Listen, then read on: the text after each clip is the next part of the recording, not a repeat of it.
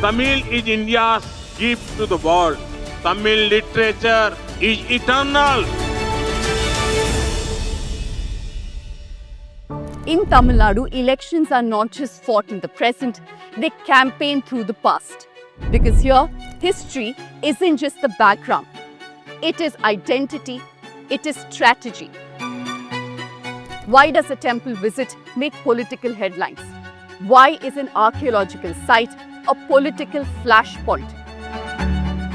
Because like they say, Netrai Arindal, Nalai Uruvagum. Or, if you understand yesterday, you can shape the future. In Tamil Nadu politics, that isn't just a saying, it's a political strategy. Because symbols are everywhere and they're used by every political party to reshape and retell history. And ahead of elections, we can see it everywhere. Let me explain.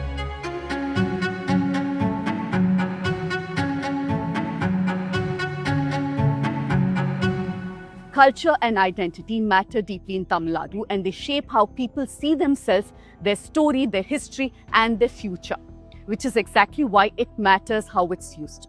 Here at the News Minute, we've been closely tracking this, from the debates around unity to language politics and questions of identity. And for this election, we're on the ground meeting candidates, experts and people to break it all down for you. I once again repeat what I say every single week. Your support is what keeps us going. So keep supporting us, keep supporting Let Me Explain so we can go on the ground more often. You can scan the QR code on your screen and contribute to our election fund and our ground reportage.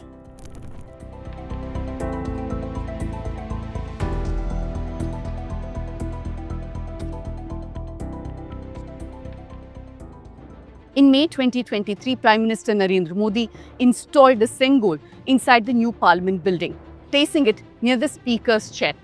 The government presented it as a historic symbol of the 1947 transfer of power, linking it to Jawaharlal Nehru and Rajagopalachari. And the ceremony was conducted by Tamil Shaivite monks. But historians pointed out that there is no clear archival evidence that Sengol marked any formal transfer of authority. It was a ceremonial gift, not a constitutional symbol. Critics raised a deeper concern. Placing a royal scepter inside Parliament suggests that authority flows from religion or monarchy and not from the people. This concern goes back decades itself, to 1947 in fact, because Annadurai had questioned the role of Adinams, arguing that they were trying to stay in the good books of the new rulers. In Tamil Nadu, where Dravidian politics has long resisted religious authority in governance, the move was seen not just as a cultural recognition, but as an attempt to reframe political history. PM Modi has over years stepped up his outreach to Tamil history, especially the legacy of the Cholas. In July 2025, he visited Gangaikonda Solapuram to mark the birth anniversary of Rajendra Chola I. This was not a routine temple visit. It was designed as a large, highly public political event, complete with cultural performances, temple rituals, and a carefully staged speech. Modi spoke about the Cholas not just as Tamil rulers, but almost like early global superpowers, talking about their naval expeditions to Southeast Asia, their influence in places like Indonesia and Malaysia, and presenting them as proof that India once dominated international trade routes. राजा चोला ने एक powerful navy बनाई। राजेंद्र चोला ने इसे और सुदृढ़ किया। It was a striking visual, but it was also deeply political. Look closely at how the event itself was structured. Heads of prominent Shaivite mutts, including traditional Adinams, were brought together and given visibility alongside the Prime Minister. Many of these Adinams are tied to specific caste hierarchies and religious lineages, particularly within dominant Shaivite traditions. Their presence is not neutral. It signals an outreach to influence religious networks and caste groups, including sections of the OBC communities that the BJP has been trying very hard to mobilize. This is significant in Tamil Nadu because Dravidian politics, shaped by leaders like Periyar and Annadurai, has historically questioned the role of religion and priesthood in public life.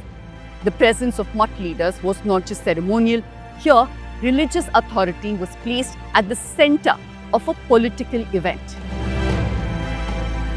I think from a northern perspective, looking at Tamil Nadu, the Cholas sort of really stand out. You have the wonderful bronze statues, you have this this wonderful culture and this maritime sort of expansion, all of those things. So it's a very interesting recall value for when you look at the state from outside. And I think Modi, when he sort of inaugurated the new parliament, used one of symbolic sort of Sengol that was then linked to the Cholas, which later was found out that it wasn't really exactly from that time, but I think a lot of news reports suggested that. But it was seen as a symbolic sort of gesture of a person who's walking into a new space from where he would potentially rule in, right? So the symbolism is what is striking, that perhaps if I talk about the Cholas, I will be able to reach out to the Tamils who also consider the Cholas to be important to their history. So that's something that keeps playing back as somehow the Cholas are resurrected when it is required. This pattern goes back a few years. In October 2019, Modi hosted Chinese President Xi Jinping at Mahabalipuram. Instead of Delhi, the meeting was staged among Pallava-era monuments like the Shore Temple and Arjuna's Penance. The visuals were broadcast globally. Ancient Tamil architecture became the face of Indian diplomacy. It looked like cultural pride, but politically, it also folded Tamil history into a broader Indian civilizational narrative. In 2022, Modi launched the Kashi Tamil Sangamam in Varanasi. It was a month-long program at Banaras Hindu University. It brought students, scholars, artists, and artisans from Tamil Nadu to Kashi. There were cultural performances, academic exchanges, exhibitions, even curated displays of Tamil literature and temple traditions in Varanasi. Supporters called it a revival of ancient civilizational links between Kashi and Tamil Nadu. But critics saw it as an attempt to fold Tamil identity into a wider Hindu cultural frame rooted in the north.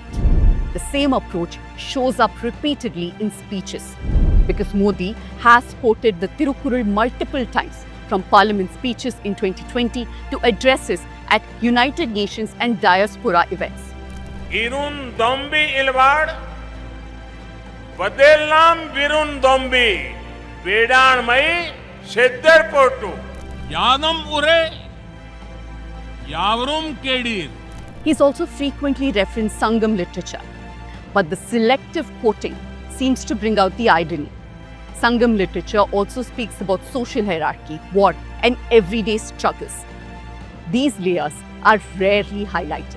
The easiest way to get into a Tamil's heart is, firstly, you speak in a language that we can understand. In the last 10-15 years, people from the Hindi heartland come here and speak in Hindi. What do we understand? So that is not the way.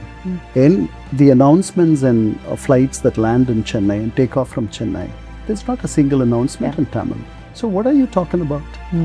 What is the idea of you holding a Tamil cultural sammelan in Varanasi? How does that benefit the Tamils?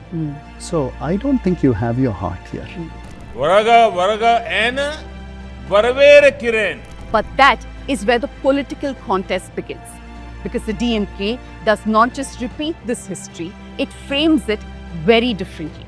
It roots it in Tamil identity and uses it to challenge this exact kind of national retelling. The same past, but a completely different political meaning. Take Keeladi, for example. Located near Madurai, Keeladi has revealed an urban settlement dating back to around 6th century BCE. Excavations have uncovered brick structures, ringways, drainage systems, even evidence of industrial activity and Tamil Brahmi inscriptions. For many scholars, this closely aligns with descriptions in Sangam literature, reinforcing the idea of an advanced early civilization, possibly Tamil, in nature. But politically, Keeladi does something much more. It challenges how Indian history has often been told. For decades, mainstream narratives have placed the origins of civilization largely around the Indus Valley in northwest. Keeladi shifts that lens southwards. It suggests that complex urban literate societies were living in Tamil Nadu along their own trajectory, not as an extension of northern civilizations, but in parallel. For the DMK, this becomes a powerful argument that Tamil identity is not derived or secondary to a larger Indian past, but has its own deep antiquity and continuity. So what they've also done is not just stopped with Keeladi. They've said, let's go and look at other sites to explore. And so there's a lot of funding that's come into excavations, something that has nearly, gone up tenfold or more to say, let's be more systematic about trying to understand where and how people lived in this part of the state even, or the country, sorry. So you have all of this extra funding and interest in putting in licenses to go and dig in all of these different places. And today we're looking at 7 to 8 places where the Tamil Nadu government is digging. So there is a sort of real concerted effort to pull together these parts from the past. But I would say there is also, you can make an argument that there is a political angle to this. The turning point came in 2017. This is when archaeologist Amarnath Ramakrishna, who led the initial excavation phases, was transferred by the ASI to Assam. This triggered protests. Political parties, historians and activists questioned the timing. The DMK accused the Modi government of trying to dilute or control findings that could challenge dominant narratives about Indian civilization. Keeladi quickly became part of the larger Tamil Nadu versus Delhi narrative. And once in power, the DMK turned that narrative into policy.